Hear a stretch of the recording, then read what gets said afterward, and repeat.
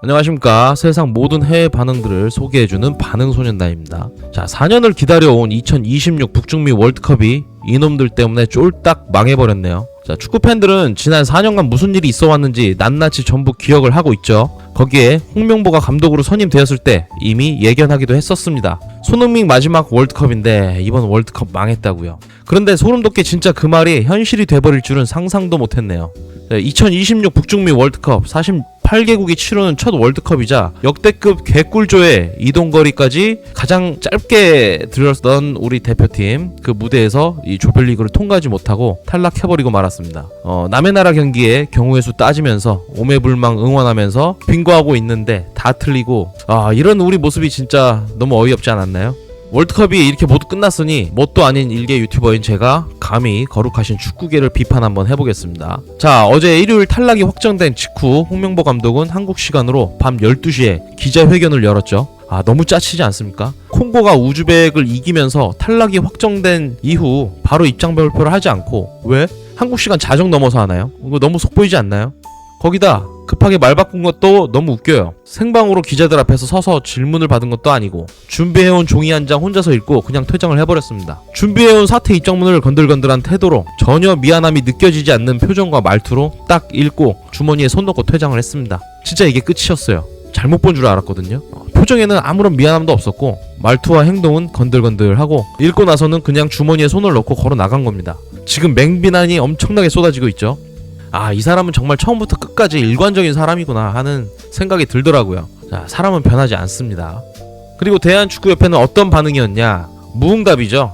자, 애꿎은 박항서 단장이 대신 사과하는 자리가 만들어졌는데 아니 이분이 왜 사과를 해? 언제나 그랬듯 축구협회는 아무도 책임지는 놈 한 명 안 나오고 아무 말이 없습니다. 늘 하던 패턴 그대로죠. 정몽규 회장은 원래 이런 인간이었습니다. 잘 될 땐 맨 앞에서 사진 찍고 욕먹을 땐 제일 먼저 1등으로 숨어버리는 인간. 그러면서 현재 선수 탓하는 기사들이 슬슬 하나둘씩 나오고 있죠. 선수들한테 탓을 돌리는 내용 흘리면서 언플하는 것도 시작됐거든요. 저는 오늘 이 어이없는 상황이 도대체 어디서부터 시작된 건지, 왜 이렇게 하루아침에 벌어진 일이 아닌지, 이거 지난 20여 년간 대한축구협회가 어떤 짓거리들을 해왔는지 차근차근 짚어보려고 합니다. 단순히 화풀이가 아니고요. 우리가 사랑하는 한국 축구가 왜 이 지경이 됐는지 그 뿌리를 제대로 알아야 할 이유가 앞으로 있으니까요. 자, 팬들의 분노가 어마어마한 게 당연합니다. 저도 솔직히 말씀드리면 이 상황이 너무 찝찝하고 화가 나요. 그런데 여러분, 홍명보 감독이 이번에 국가대표팀 감독이 된 과정 다들 기억하실 겁니다. 2024년에 클린스만 감독이 아시안컵 준결승에서 탈락한 이후에 여론에 못 이겨서 경질되죠. 위약금 100억 원을 줘가면서 경질한 겁니다. 축구협회는 그 이후 이번엔 제대로 된 외국인 명장 데려오겠다라고 선언을 했었죠. 전력강화위원회를 구성하고 수개월 동안 후보군을 검토하겠다고 했어요. 그때 축구팬들은 기다렸죠. 근데 기다리는 동안 올림픽 감독 황선홍 감독을 끌어다 쓰다가 40년 만에 올림픽 탈락. 욕 오지게 먹고 그때 당시 정혜성 위원장 사퇴했죠. 그런데 뚜껑을 또 열어보니까 제대로 된 면접 절차도 없이 후보군 발표도 없이 그때 협회 이임생 이사가 한밤중에 홍명보 감독을 만나서 야밤에 빵집에서 감독직을 제안했다라는 게 드러나죠. 기술위원회가 제안한 제시마치 감독이나 포획 감독은 PPT 자료를 뽑아가지고 한국 대표팀 감독직을 하겠다고 정성 들여 PPT 발표, 면접 다 봐놓고서 홍명보는 직접 집 앞에 달려가서 야밤에 빵집에서 애걸복걸 했다는 거죠. 국가대표팀 감독 선임해달라고요. 이게 온 세상에 알려지고 국정감사까지 열리면서 기자들이 출석하면서 이임생, 특히 이 인간이 책임지겠다면서 질질 짜고 막 쌩 난리였거든요. 자, 어떻게 책임질 겁니까? 이게 얼마나 황당한 일인지 당시 박지성, 이영표, 박주호 같은 대표적인 한국 축구인들이 직접 공개적으로 비판을 했습니다. 이분들이 평소에 축구협회에 대해서 비판을 하는 그런 분들이 아니거든요. 근데 이런 분들이 나와서 이건 아니다 라고 했을 때 정말 얼마나 심각한 상황이었는지 다들 아실 겁니다. 이때 당시에도 입을 닫고 계시던 전문 방송 예능인 안정환님은 이번에 홍명보 감독의 경기력 비난한 걸로 뭣도 아닌 것들이 비판한다고 이제 와서 막 축구 팬들 싸잡아다가 비난하고 정말 너무너무 짜치고 실망스러웠습니다. 결국 국회에서 청문회까지 열렸었고 문체부 감사 결과 불법적이고 불공정한 프로세스가 공식적으로 확인까지 됐죠. 그럼에도 협회는 끄떡 없었어요. 그대로 홍명보 감독 밀어붙여갖고 선임됐습니다. 그렇게 시작된 대표팀이 이번 2026 월드컵 조별리그에서 이따위로 탈락을 한 겁니다. 자, 잘못된 시작이 잘못된 결말을 낳은 거예요. 그리고 이건 처음 있는 일이 아닙니다. 자, 정몽규와 협회가 무슨 짓거리를 저질러 왔는지 낱낱이 확인해 볼게요. 자, 시간을 되돌려 봅시다. 2014 브라질 월드컵 대회 전이 2013년이에요. 당시 박지성의 마지막 국가대표 대회였던 2011 아시안컵을 끝으로 조광래 감독이 경질된 후 협회는 전북현대에서 K리그를 지배하고 또 아시아 챔피언스 리그까지 완전 호령하던 최강희 감독에게 국가대표 감독을 맡아달라고 이런 말이 나왔었죠. 당시 최강희 감독은 여러 번 거절했어요. 자기 철학이 있는 사람이고 또 아직 타이밍이 아니라고 했습니다. 그럼에도 협회가 계속 구걸하다시피 요청을 하자 결국 한 가지 조건을 걸고 당시에 수락을 했었죠. 월드컵 본선 진출까지, 월드컵 본선은 가지 않겠다.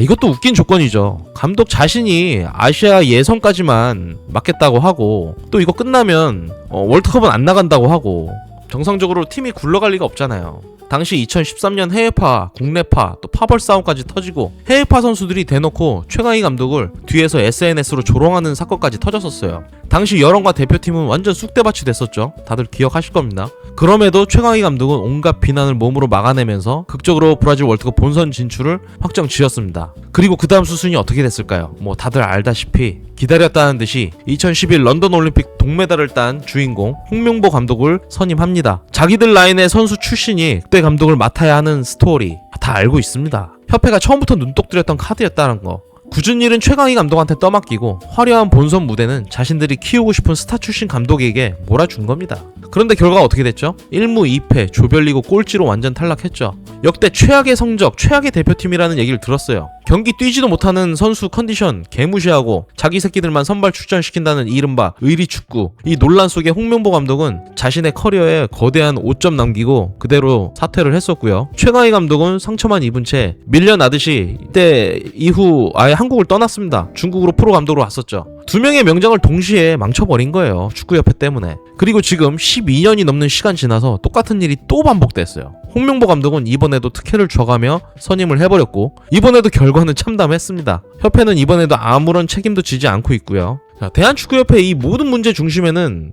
바로 이 사람 정몽규 회장이 있어요. 2013년부터 시작된 그의 재임 기간은 이제 13년이 넘었습니다. 2023년 3월 카타르 월드컵 16강 진출 직후에 아주 분위기가 좋았거든요. 그리고 3월 A매치 첫 A매치였던 우루과이전에서 킥오프가 딱 시작하기 1시간 전 신문 보도자료가 하나 나왔습니다.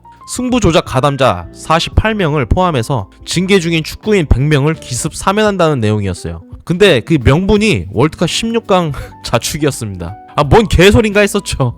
한국 대표팀 선수들이 피땀 흘려서 만든 16강의 감동을 왜 승부 조작범들을 풀어주는데 갖다 쓴 거냐고요. 팬들이 경기 관람 중에 이 소식을 접하고 그때 당시 여론이 완전 폭발했었죠. 불과 사흘 만에 사면은 전면 철회됐었고 협회 이사진 전원이 사퇴하는 초유의 사태가 벌어졌습니다. 정몽규 혼자 빼고 그때 이사진들이 다 물러났어요. 자기만 빼고. 자, 또 정몽규가 이룬 똥을 뿌린 업적들을 한번 봐볼게요. 그리고 나서 클린스만 감독을 선임을 했죠. 전력강화위원장이 그때 당시에 구축해놓은 정상적인 프로세스 다 개무시하고 정몽규가 혼자 독단으로 선임한 감독입니다. 클린스만은 우리 국가대표 감독 최초로 재택근무한 인간이에요. 거기에다가 해저축구, 무전술 이런 걸로 오지게 욕먹다가 아시안컵 준결승에서 탈락하고 바로 경질됐습니다. 어떻게 경질됐냐? 위약금 100억 원을 져가면서 날아간 겁니다. 이거. 또 정몽규는 국제 무대에서도 개망신 당했죠. 2023년에 아시안컵 유치전에 자신감 있게 뛰어들었다가 카타르한테 4표 대 19표로 완전 참패했고요. 피파 평의회 의원 선거 중에서 7명 중 6위로 낙선했습니다. 같은 동아시아 국가인 일본이 39표나 받고 2위로 당선을 거뒀을 때 우리 대한축구협회는 중동 세력이 뭉쳤다라면서 이상한 남 탓하는 얘기만 했었어요. 그리고 2024년 파리올림픽 본선 진출 실패, 이거 40년 만에 대참사까지 겪었죠. 그리고 지금의 어거지로 앉은 홍명보 사태까지. 문체부 감사에서 수십 건의 규정 위반이 적발됐고요. 국회 청문회에 불려갔어도 끝까지 지들이 잘했다라면서 버텼죠. 법정 소송까지 하겠다고 막 불사하면서 자리 지키고 난리 치다가 이번에 법적 판결이 나왔죠. 이제서야 법적 판결이 나오니까 자기가 불리해지니까 월드컵 끝나면 물러나겠다라고 정몽규가 이렇게 말을 하고 물러난 겁니다. 근데 중요한 건 다들 아시다시피 정몽규 회장 혼자만의 문제가 아니에요. 그를 둘러싼 축구계 올드보이, 카르텔, 이놈의 카르텔이 진짜 문제거든요. 정몽규가 물러나도 변하지 않을 거라는 이유가 다 이 이유들 때문입니다.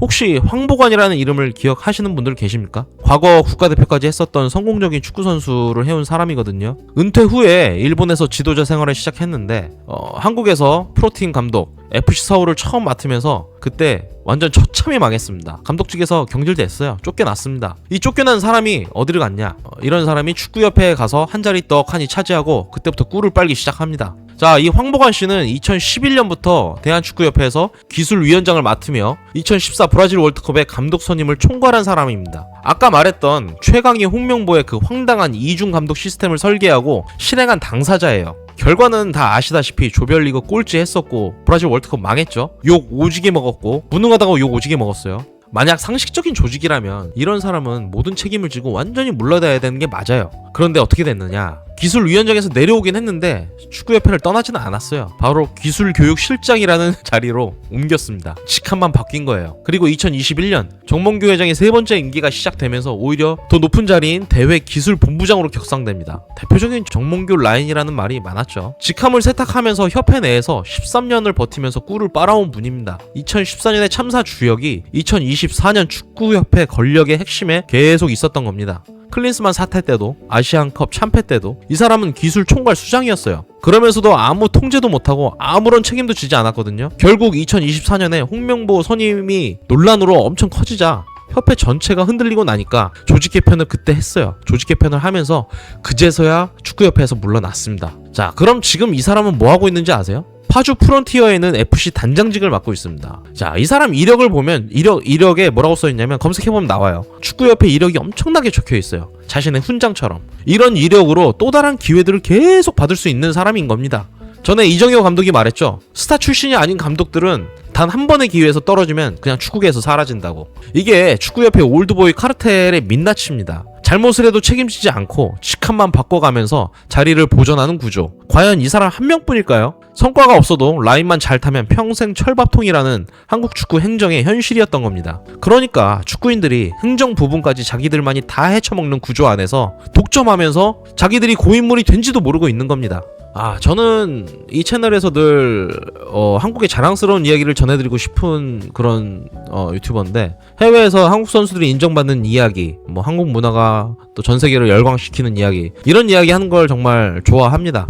그래서 오늘 이렇게 대한축구협회를 비판하고 한국 대표팀의 이번 실패를 비판하는 게 너무 마음이 아파요. 자, 손흥민이 있고 이강인, 김민재, 이재성, 황인범 등 정말 재능 있는 선수들이 넘쳐나는데 이 선수들을 담고 있는 그릇이 너무 오랫동안 썩어 있었던 거예요. 자, 선수들의 피땀 어린 성과가 협회의 인맥 구제 수단으로 쓰이고 책임져야 할 사람들은 아무도 책임지지 않는 구조. 이게 지금 20년 넘게 계속 이어져 온 겁니다. 자, 홍명보 감독이 이번에 기자회견 한다고 40초 동안 사퇴 선언하고 그냥 주머니 손 놓고 나가버린 거, 이런 모습이 상징하는 건 단순히 이 감독 한 명이 무책임한 게 아니에요. 그간 지난 20년 동안 이 조직이 만들어온 문화 그 자체입니다. 책임지지 않아도 되고 절차가 없어도 되고 팬들은 어차피 시간 지나면 잊혀진다는 뭐 그런 문화. 이번엔 진짜 달라져야 합니다. 정몽규 체제가 끝나는 이 시점에 차기 수뇌부는 진짜 의미 있는 변화를 만들어야 돼요. 싹 다 갈아엎어야 하는 게 진짜 맞습니다. 투명한 감독 선임 프로세스, 책임지는 행정 문화, 그리고 선수들을 진짜 주인공으로 만드는 시스템, 하나의 목표를 정하고 한국 축구만의 정체성을 확립하고 세대별로 지도자들별로 또 통일된 목표 지향점을 위한 그런 시스템.